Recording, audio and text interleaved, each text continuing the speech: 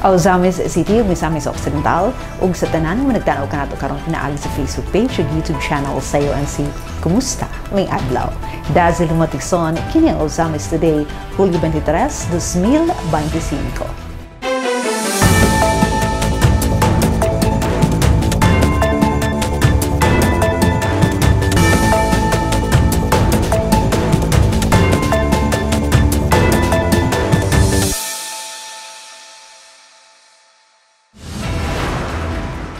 Sa ito ang mga headlines. NMRA 10 nakasulod na kayod sa top 5 sa palarong pambansa 2025. Governor Waminal gituman ang saad nga cash incentives sa mga gold medalist. Gawas sa gitripling papremyo, Governor Waminal gibutyag ang nindot nga mga oportunidad alang sa mananaog sa Pirangat Auzamis Festival 2025. Suimo Auzamis malampusong nagpahigayon sa Climate Change Symposium sa BGMP Auzamis. Breadmaker machines gitutukan sa BGMP Auzamis uban sa suporta sa Suimo na makatabang sa livelihood skills enhancement ug rehabilitation sa mga PDLs.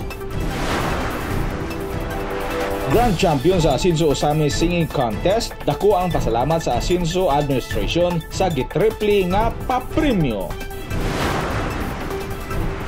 Suspect sa pagpatay sa 20 anyos nga criminology student, sikop sulod sa 24 oras. Resulta sa paspas nga aksyon sa PNP Auzamis ug suporta sa Asinso Auzamis Administration.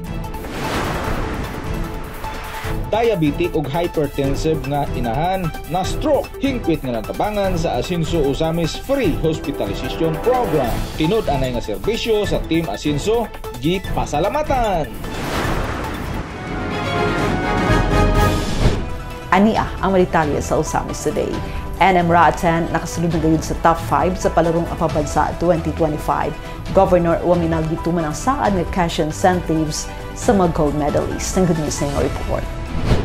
Sa unang higayon sa kasaysayan ng Northern Mindanao Regional Athletic Association, kun NMRA 10 nakasulod sa top 5 sa palarong pambansa 2025. Usa kada kong kalampusan nga gipasidungog sa padayon nga suporta o pagdasig ni Misamis Occidental Governor Henry S. Waminal. Ug ingon nga katumanan siyang saad, personal nga gitunol ni Governor Waminal ang cash incentives ngadto sa mga gold medalists sa NMRA. 60,000 pesos ang nadawat sa mga atleta gikan sa Misamis Occidental, samtang 30,000 pesos ang gihatag sa mga atleta nga gikan sa ubang mga probinsya sa Region 10. Gidayeg ni DepEd Region 10 Director Dr. Arturo B. Bayukot ang talagsaon nga liderato ug ligon nga commitment ni Governor Waminal alang sa kabataan ug sa pagpauswag sa edukasyon. To quote, "From the bottom of my heart and from the entire DepEd Regional Office 10, thank you very much, Governor Waminal, for your overwhelming support,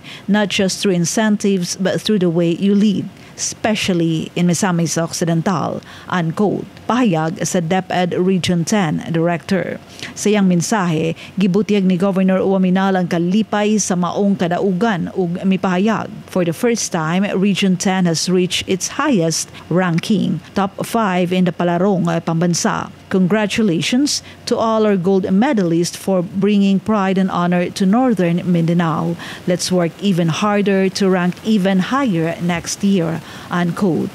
Dako sa bang pasalamat sa mga atleta, ilabi na kadtong gikan sa ubang probinsya nga may bati nga sila gitagad ug gipalangga gayud. Si Julia Cris Onate usa ka taekwondo gold medalist gikan sa Cagayan de Oro mipaabot sa iyang pasalamat. To quote, "I would like to thank Governor Henry Waminal for the incentives he gave us, the gold medalist of palarong pambansa. We are truly grateful because even though we are not from Misamis Occidental, he still gave us incentives. Governor Waminal is really admirable," unquote. Ang visionary leadership pagkamanggihatagon og tinod nga pagpangga ni Governor Henry S. Waminal alang sa mga kabataan padayon nga nagdasig dili lamang sa Misamis Occidental apan ang kinatibuk-ang rehiyon 10 nga naghatag inspirasyon, garbo o paglaom sa sunod henerasyon sa mga kampiyon. Congratulations! Gawa sa gitripleng ang mga papremyo, Governor Waminal gibutiyag ang nindot ng mga oportunidad alang sa mananaog sa Pirangat Ozamis Festival 2025. Ma-report si Barnel Texon. Wow, wow, wow! My goodness! This must be the biggest festival ever in the history of Ozamis!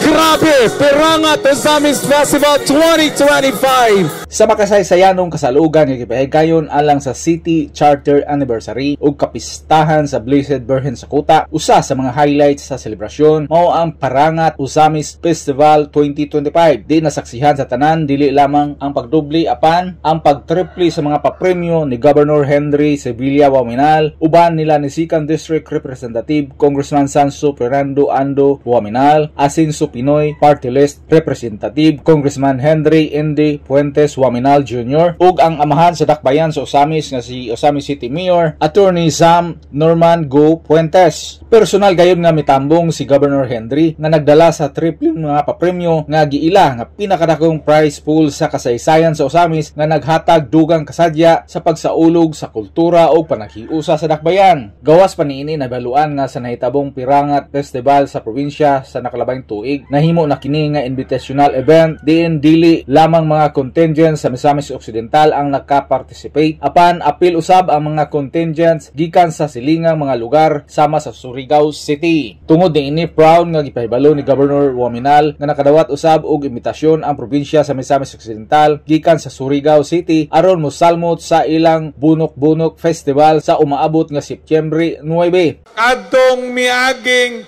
Pirangat Festival nato sa probinsya last year, gihimo naman nato tong invitational, no?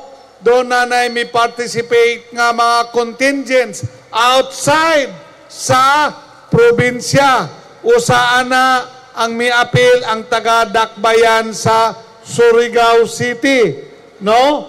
So, karon usab nangimbitar ang taga Surigao City, no? Nga moapil sa ilang Bunok Banak Festival karong September 9. Sumala pa sa gobernador, posibleng ang winning contingent ang mo-participate sa maong kompetisyon. Depende sa evaluasyon ni Mayor Sam. Kini magsilbing tune-up alang sa umaabot usab nga Pirangat Festival sa probinsya nga ipahigayon sa umaabot nga bulan sa Nobyembre. Siguro among hisgutan ni Mayor Sam Norman kung medyo nasayod ako nga ang modaog nini mo may mo participate sa probinsya, so karong November, so gwapo sad nga training ninyo tune up nga moapil og contest karong September, but this depends on the evaluation ni Mayor Sam Norman og sa winning contingent, no? Dako ang pasalamat ni Governor Henry tungod sa tanang mga contingents ug learners gikan sa nagkalain-laing pribado ug mga papublikong eskwelahan sa Ozamis, dakip usab sa Department of Education ug sa tanang private schools nga misuporta ug mihatag kinabuhi sa nahisgutang kalihukan. Of course, atong pasalamat sa atong mga contingent, mga learners nato, mga estudyante sa nagkalain-lain nga mga eskwelahan. Sa atong Department of Education and Culture, salamat og usab ang administration sa atong mga private schools nga nagsuporta sa atong kalihukan karon. Alang sa Ozamis Today, ako si Bernal Texon. Salamat Bernald. Swelma Ozamis ang alapusong nagpahigayon sa Climate Change Symposium sa BJMP Ozamis. Ani ang detalye.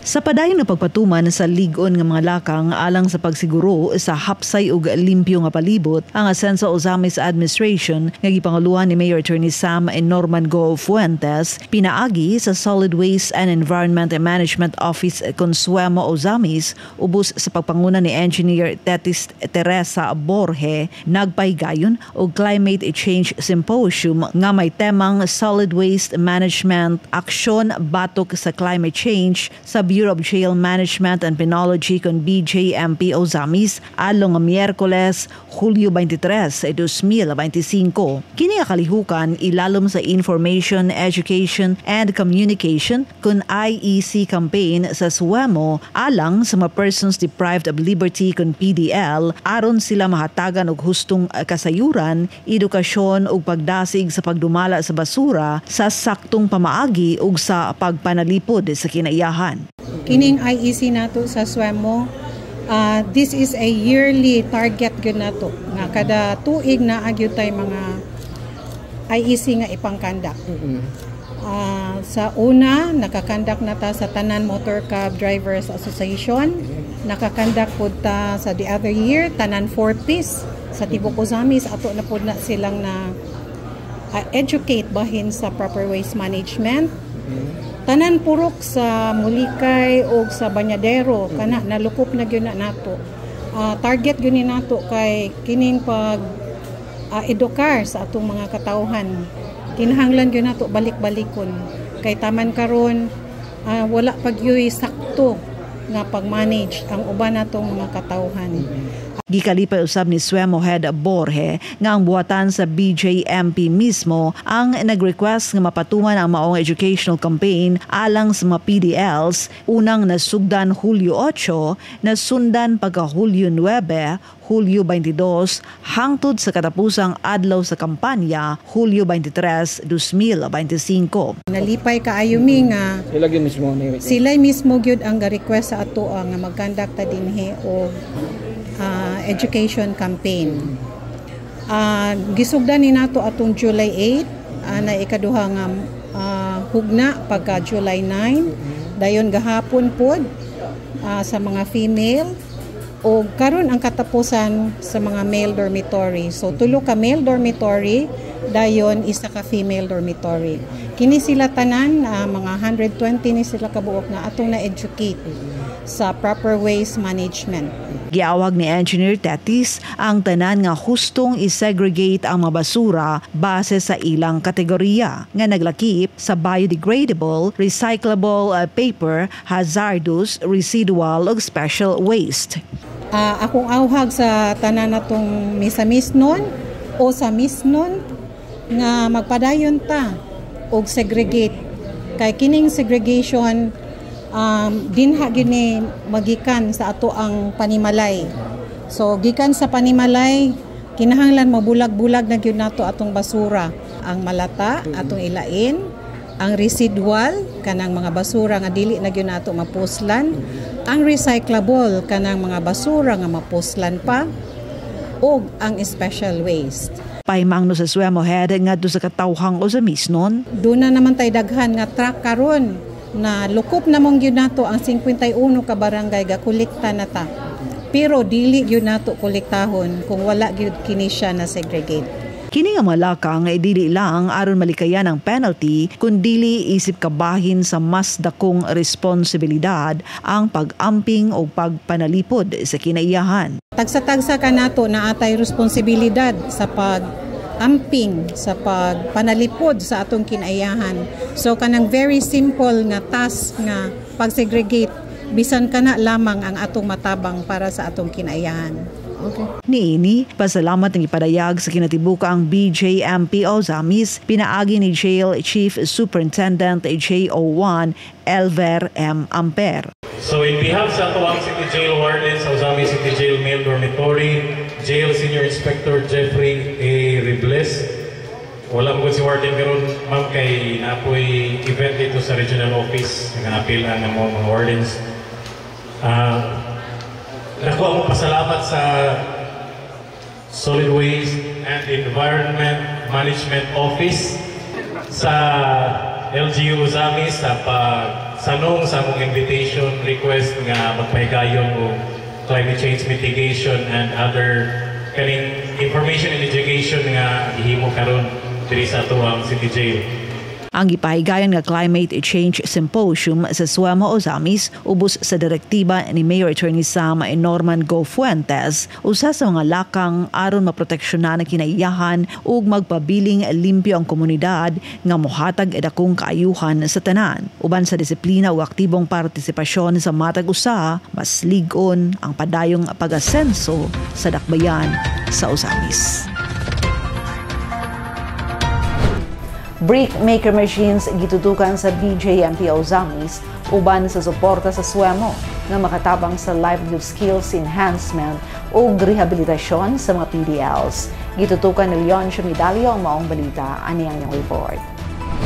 Human sa malampusong pagpahigayon og Climate Change Symposium ilawom sa Information, Education and Communication kon IEC campaign o Information Drive alang sa mga persons deprived of liberty kon PDL o personnel sulod sa Bureau of Jail Management and Penology kon BJMP Ozamis City adlong Miyerkules, Hulyo 23 ding tuiga nga gihimo sa Solid Waste and Environment Management Office kon SWIMO ubos sa pagdumala ni Engineer Titis Teresa Borge, gipaabot ni Welfare and Development Officer, Jail Officer 1, Elber Amper, ang ilang hangyo nga matagan usab sila og bricks maker aron magamit sa pagpalambo sa livelihood skills, enhancement og rehabilitasyon sa mga PDL nga ilang magamit puhon nga sila makagawas. Nakahisgoto ni si Sir Vince regarding sa katong bricks, no? O brickmaker, daghan mo tao workforce diri mamba. Dayon makatabang po sa livelihood ug skills enhancement po sa to mga PDL, makatabang silang rehabilitation. Tapos sila bagong skills nga makatunan diri nga inigawas nila po magamit pa po siguro nila. Kini ang nahimong hangyo sa mga sakop sa BJMP Ozamis City Jail nga matagan usab sila sa maong makina tungod sa ilang interes nga makatabang sa mga PDL. Ilabi na nga kulang pa sila sa mga skills enhancement o livelihood training sa pagkakaroon. Interesado mo kung may interesado si Warden. Then karon medyo kulang pa may skills enhancement and livelihood ng mga training, so pwede ba na mo makuha gyapon ang bricks making mo?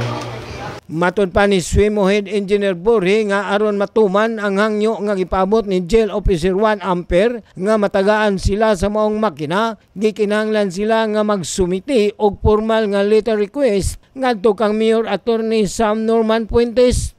Naatay mga makina pero naay mga tag-iya, sir. Pwede lang tingali nga mag-request si Jail Warden, maghatag siya letter request ni Mayor Sam Fuentes. No, kay basin dili lang kung pugo makasure, basin mahatagan na itong pagtagad, kung mahatagan mo og isa ka set nga machines. Gibutyag ni SWIMO Head Engineer Borge nga adunay 5 ka set sa bricks maker machines nga gikan pa sa panahon ni kanhi Mayor ug karon kong Segundo Sancho Fernando Anduaminal. Apan aduna na kini mga recipient og sulayan pa niya sa paghangyo ang mga recipient nini kung mahimo nga ipagamit kini sa BJMP Ozamis City Jail kun dili pa nila gamiton ang maong makina. Kini nga mga set good nga 5 ka buo nga naa nato karon. Ato pa ning panahon ni Mayor Ando nga karon congressman na. Itagaan ta niya og 5 ka set. 3 million ang kantidad ani. So naay uban na wala pa nagamit. Sulayan nato og hangyo kung dili gamiton sa katong mga recipients, basin pwede nato dinhi mabutang sa inyuha. Dugang pagpasabot ni SWIMO Head Engineer Borge kabahin sa dakong epekto o katuyuan pinaagi sa pag-convert sa mga plastic bottles o mabuak nga botilya ngadto sa mga bricks gamit ang tukmang proseso o makinarya. Anang botilya nga atong ikolekta, whether it's plastic or mabuak, ato nang gigaling mo bitaw ng istrikto sa segregation kay kini mga ingon ani di ay mapuslan gyud siya. Ato ning gigaling dayon gihimo natong gisagulan nato simento, gihimo natong bricks. Dayon dito na nato gibutang sa Asenso Zamis Wellness Park.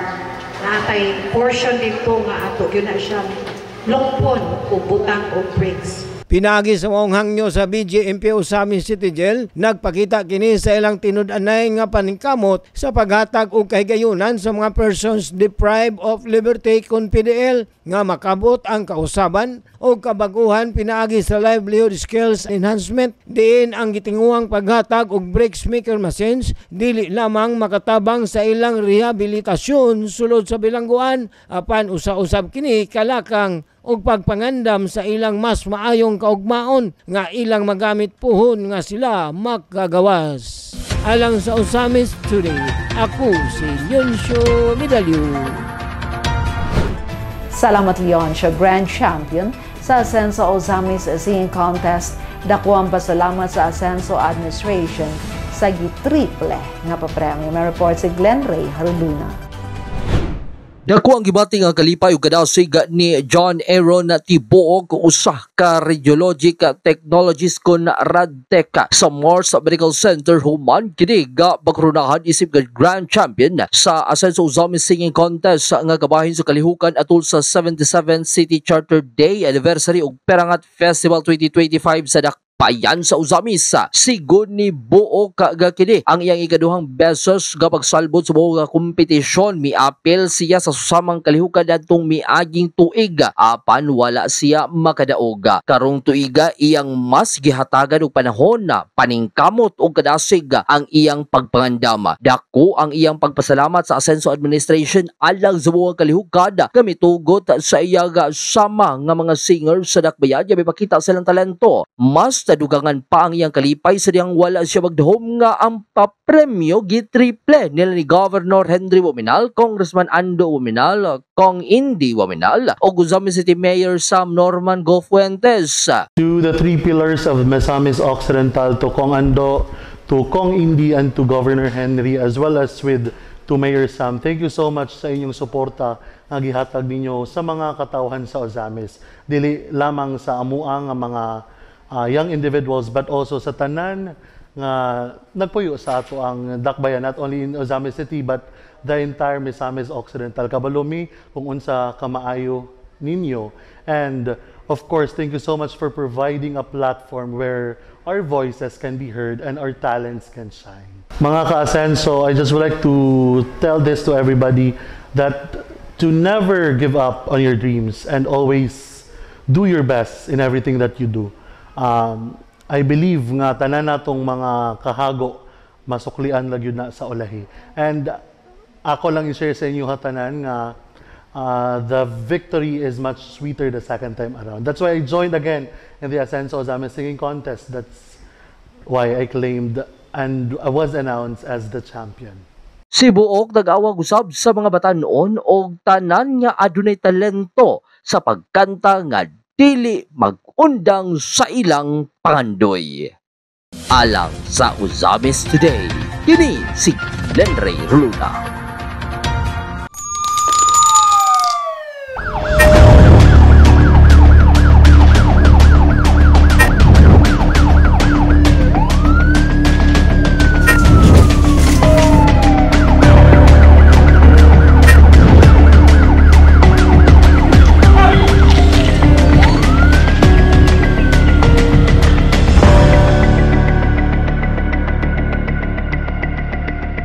Suspect sa pagpatay sa 20 anyos ng criminology student, sikop sulod sa 24 oras. Resulta sa paspas nga aksyon sa PNP Osamis ug suporta sa Asenso Osamis Administration. Mibalik ka lang sa report si Leoncio Medalyo. Tungod sa paspas nga aksyon sa Osamis City Police Station kon PNP Osamis sa pagpanguna ni OIC Police Lieutenant Colonel Harvey Abellanosa og sa lig-on nga suporta sa Asenso Osamis Administration ubos sa liderato ni Mayor Attorney Sam Norman Fuentes, daling na kumpirma o nadakpan ang suspitsado sa pagpatay sa usa ka 20 anyos nga third year criminology student. Wala pa 24 oras suman masayri ang maong krimen. Sa pahayag kang OIC si Police Lieutenant Colonel Abellano sa Hulyo 21 ning tuiga iyang gibutyag ang latest update og opisyal nga pahayag sa PNP Osamis kabahin sa insidente sa robbery with homicide nga nahitabo adlong Biyernes Hulyo 18 ning tuiga sa barangay Baybay, San Roque. We received a report, a call from a citizen informing us about nga nakita nga found dead body. Unfortunately, pag adto namo dito, ang babae wala na siya, naa na siya sa ospital. Wala na namo naabtan. So immediately we contacted our SOCO and then i-proceed sila dito para i-examine ang crime scene. Base sa investigasyon sa kapulisan na sayran nga ang katapusang kontak sa biktima maong iyang mga barkada nga miadto sa ilang balay aron sa pagpangandam sa ilang plano nga mga ligo og dagat. Apan sa ilang pagbalik pagkaugma, ilang nakaplagan ang biktima nga patay na og human sa personal nga interview kanila nga nagtukma sa kuha sa CCTV footage, giwagtang sila sa listahan sa mga person of interest. Ang kapulisan may pagayon og profiling sa mga kalalakian sa barangay aron dali nga masuta ang posibleng suspitsado sa maong krimen. Sa dihang adunay usa ka lalaki ang wala atol sa gimong investigasyon o gikumpirmar sa usa ka barangay official nga nakainom kini niadtong gabi una. Busa giimbitar sa kapulisan ang maong lalaki alang sa investigasyon uban sa iyang ginikanan og mitug-an kini sa krimen at ubangan sa abogado nini diin iyang gisaysay ang tibuok panghitabo atol sa maong krimen. Pag-abot dire among gi-interview mo to nga ni tug-an siya sa krimen nga siya gyud nagbuhat, where in fact nag-execute gyud siya og extrajudicial confession nga which is iya gyud nang gibuhat nga nagpamatuod nga siya gyud nagbuhat sa krimen. So iyang confession, ang iyang intention manggod is mangawat ra gyud kay nangihi daw siya na pag-uli na nakita niya ang cellphone og ang victim nga naghigda na tulog, but sa iyang confession abli ang pultahan pagsulod niya na nakamata ang babae ngoto naglayog sila and then iyang gi strangle ang babae hangtod maoy namatay ang babae. Sumala sa suspitsado, nakainom siya og nanginhanglan og kwarta nga mao'y nagtukmon kaniya sa paghimo sa maong krimen ug base sa resulta sa drug test niini negatibo kini sa paggamit og illegal nga droga. Atol sa pag-retrieve sa mga butang nga gikuha sa suspitsado gikan sa biktima, personal mismo nga gikandak ni Hepe ang maong operasyon kauban ang mga sakop sa kapulisan, local media ug abogado sa suspitsado. Ang lugar din gitago sa maong suspitsado ang mga gamit sa biktima, lakip na ang duha ka cellphone ug kwintas niini.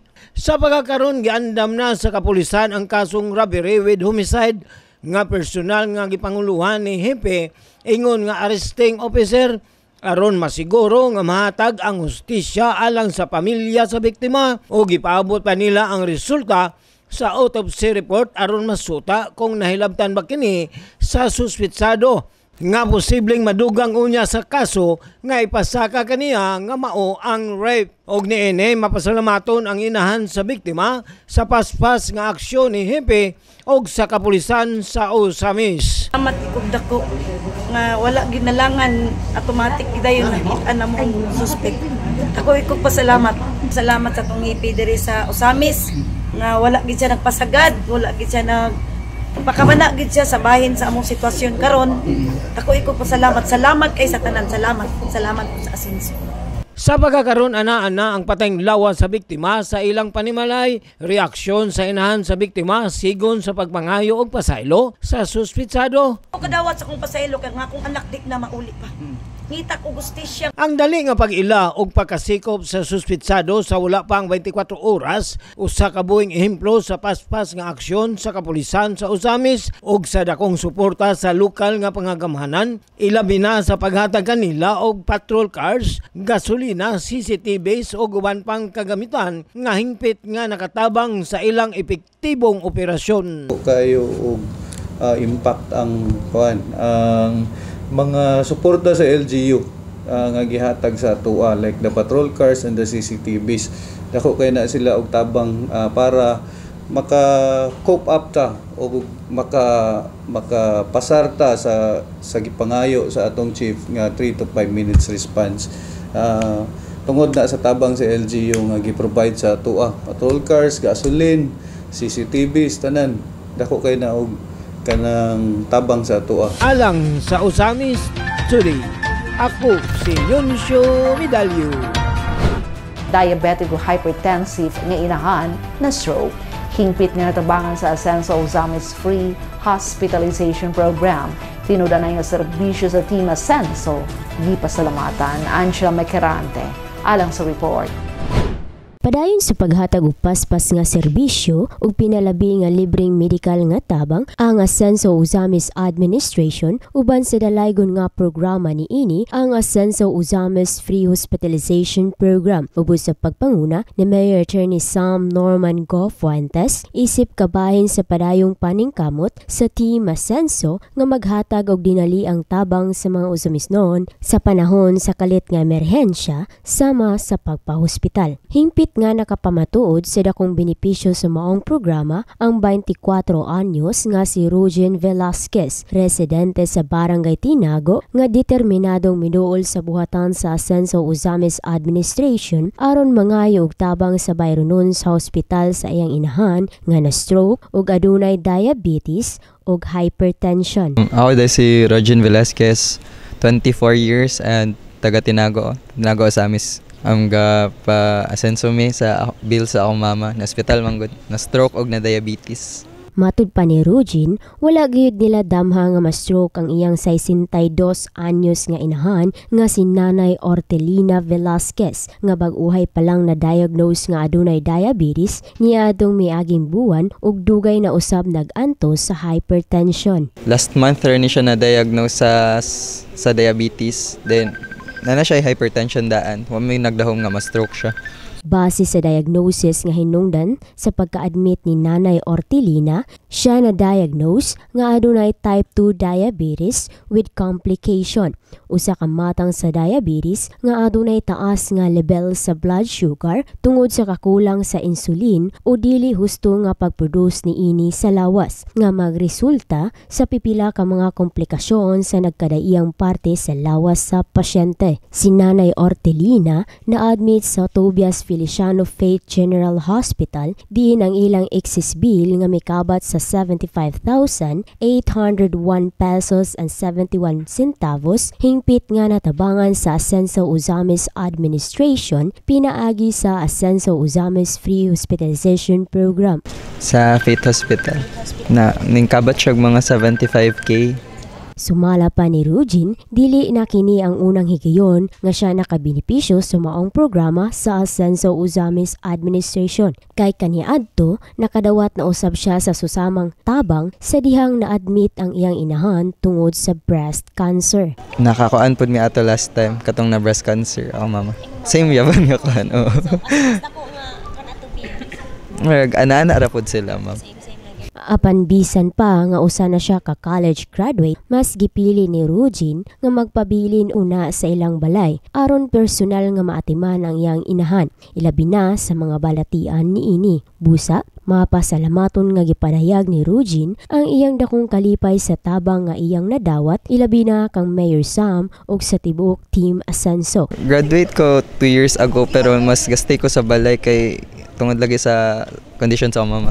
Siyempre mag-thank you kayo kay ko sa atong mayor, sa og sa Team Ascenso dayon sa tanan support lang nata tong LGU kay kit mora man puy makatabang sa ato. Pinaagi sa ligon nga koordinasyon ug dedikasyon sa Team Ascenso sa pagpanguna nila Governor Attorney Henry S. Waminal kung segundo, Sancho Fernando Ando F. Waminal kung Ascenso, Attorney Henry Andy F. Waminal Jr. ug Mayor Attorney Sam Norman G. Fuentes padayon nga masinati sa katawhang Usamis noon ang tinud-anay nga pagserbisyo ug dali nga tabang sa panahon sa emerhensya. Alang sa Usamis Today, ako si Angela Me Girante.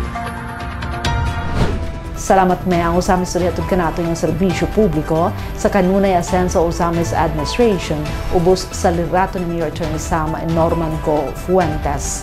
Alang sa dugang impormasyon, please like our official Facebook pages, Sam Norman Fuentes, Attorney Indy Waminal, Kong Ando Waminal, Ascenso Usamis News Channel, and please subscribe to the official AONC YouTube channel din makito sa ninyo na nakastream live ang among mga programa. Usamis Today is also on replay sa DXHP-FM 90.7 Bay Radio. Sa ngalan sa kinibukang AONC team, Yonsho Medalio, Bernong Texon, Adoni Dicena, June Purgatorio, Ares Carpio, Kim Tangaro, Macjul Malinis, Mary Melody Reyes, Angela Mequerante, Mary Ann Lumapas, Xander Dalid, si Glenn Ray Ruluna sa Misamis News Network.